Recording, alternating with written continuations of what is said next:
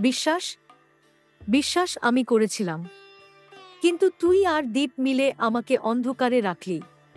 Hello বন্ধুরা, আমি চন্দনা, আমার চ্যানেলে স্বাগতম। সর্বশেষ সংবাদ আপডেট পেতে দয়া করে চ্যানেলটি সাবস্ক্রাইব করুন এবং বেল আইকনটি টিপুন। আমি বিশ্বাস করিনি কখনো দীপকে। ওর দৃষ্টিতে সব সময় একরকম আগ্রহ দেখতাম, ও যেন কিছু লুকোচ্ছে। আমার মনে হয় ও আমাদের ফলো করছে। বন্ধু যে সব সময় তথ্য চায়, প্রশ্ন করে, ফোনে টোকাটুকি করে, আমি জানি ও কিছু একটা করছেই।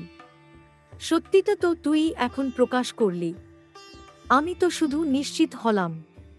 আর বিশ্বাস কর, আমি চুপ থাকতাম।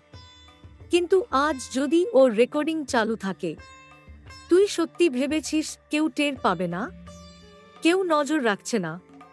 রুডির নামে এখনো পুরস্কার আছে। তার মৃত্যুর প্রমাণ ছাড়া কেউ শান্তি পায়নি। আমি জানি। আমি জানতাম এই মুহূর্ত একদিন আসবেই। তুই আজ শুধু আমাকে সত্যি বললি না, তুই কাউকে আরও শক্তি দিলে। যদি কেউ এই মুহূর্তটা ধরে রাখে, রেকর্ড করে। তোমাদের নাটক শেষ। খুব ভালো স্ক্রিপ্টিং করছো। পুরোটা রেকর্ড হয়ে গেছে। নিচে না কুন্তলা, আমি শুধু নিজেকে রক্ষা করছি। রুডির সত্যি বেঁচে থাকার খবর অনেকের কানে পৌঁছাতে হবে। সেটা হলে হয়তো কেউ আমাকে মারবে না।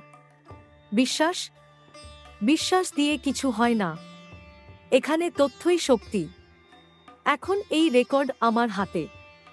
রুডির মাথার দাম বাড়বে। তুই জানিস না, এই রেকর্ড শুধু রুডিকে না, তোকে শেষ করবে।